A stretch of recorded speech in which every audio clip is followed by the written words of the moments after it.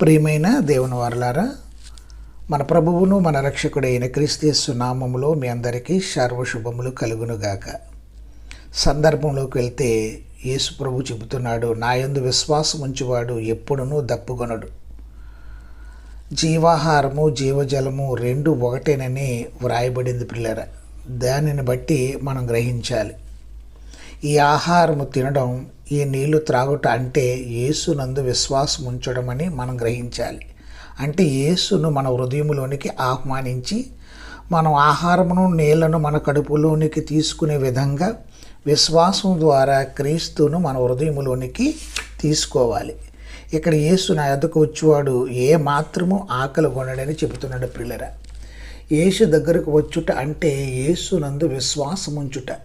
మనుషులందరితో యేసు నా యొద్దకు రండి అని చెబుతున్నాడు. ప్రభు దగ్గరకు వచ్చిన వాడు ఎన్నడూ